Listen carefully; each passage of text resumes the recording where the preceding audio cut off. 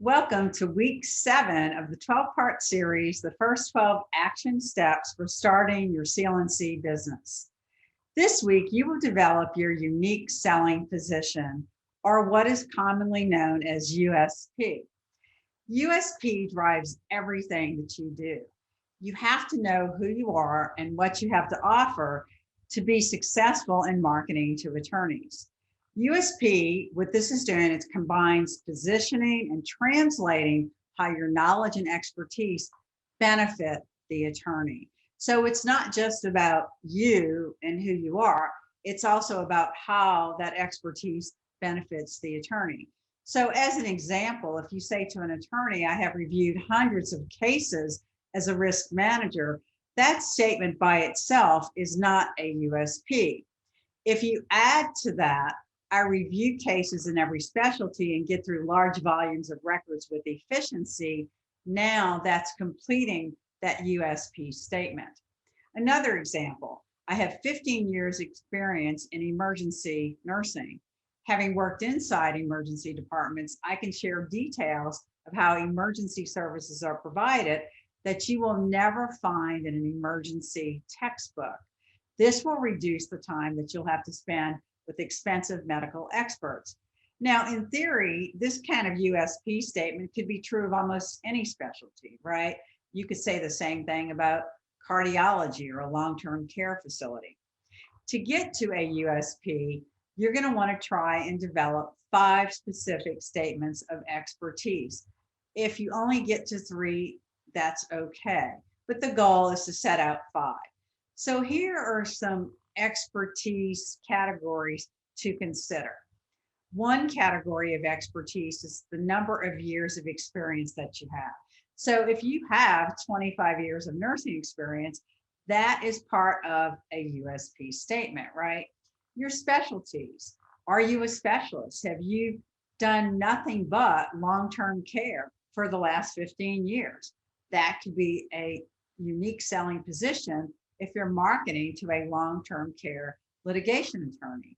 Or maybe you're a generalist, and essentially you've seen pretty much anything and everything that has gone on inside of a hospital setting.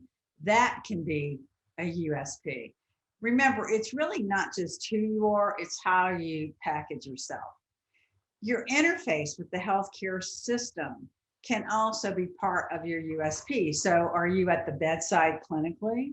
In other words, you're there where the action happens. Are you in administration and management where you not only know what the nurse at the bedside should be doing, but you also understand from the higher level how things like delegation and staffing can contribute to that patient outcome?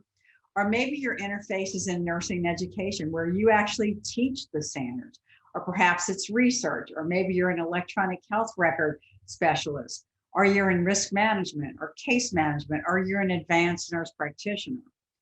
Another aspect of expertise would be leadership positions that you hold. Maybe you hold a leadership position with a nursing association. Also, credentials. Do you have advanced education? If you don't have a lot of degrees behind the name, obviously you don't emphasize that. But if you do, then you do want to emphasize it. Your expertise as a legal nurse consultant can be part of your USP. So as you start to become experienced in legal nurse consulting and you get more extensive experience, that's what you're going to emphasize with attorneys. So what you're going to try and do here is you're going to try and think about your expertise, 5 statements if possible, and now describe the benefit of that expertise to the attorney. So does your expertise save time, save money? Can you help weed out irrelevant issues as a result of it? Are you going to be able to guarantee that the attorney is not going to miss those relevant facts in the case? Can you ensure the attorney that you can really help them understand what's going on in the real world, not just what's going on in the textbook? The attorney hasn't been in that department. So that's always a very important aspect of USP, the fact that you've been there and done it. You understand what goes on behind those closed doors. So again, you're going to take your expertise, the benefit, and combine that into one simple USP statement. Example, as a hospital administrator for 3 years, I can address all issues that the clinical nurses at the bedside can. Plus, I address numerous issues that the clinical nurse cannot, issues such as staffing, accreditation, policy and procedure, and the inner workings of the hospital from the ground up. From 5 statements, or again, maybe you only came up with 3, that's okay. Now you want to move toward trying to find one strong USP statement. And you might even combine 2 aspects of USP into one statement. So for example, you have 20 years of experience and you're also a charge nurse. Well, both the 20 years experience and the charge nurse are important aspects of your expertise. So I have 20 years of experience in hospital healthcare. The majority of that was as a charge nurse. What that means to you is I've pretty much seen everything there is to see inside of a hospital.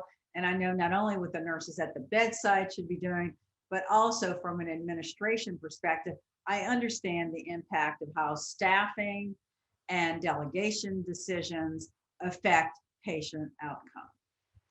Now, for the long term, you might want to think about creating different USPs for different types of attorneys. So if you have orthopedic experience, how you express that to a medical malpractice attorney might be different to a PI attorney, right? And the same for other categories of cases. You might start to try, if you're talking to a workers' compensation attorney or a criminal attorney, products liability or toxic tort, to draft that a little bit differently. You want to keep the USP short and to the point. You want to eliminate those extraneous words, pretty much cut to the chase. Everything in marketing starts with your USP. You want to put it to work for you with your entire marketing plan. Everything from your letters of introduction, your promo package, if you're in an interview, if you're doing any kind of presentation, your NACLNC online directory listing, your resume, you want it to be on your resume, and all of those marketing strategies that you're implementing. You want to use that USP when you're networking, when you're using social media, referral, exhibiting, advertising, direct mail and email marketing. If you're out there doing a speech for attorneys or you're writing for a publication or any type of PR, USP drives all of your marketing. It's who you are and why you're important to the attorney. Your assignment this week is to create one strong USP statement. Thank you for joining me. I'll see you next week for part 8 of this series.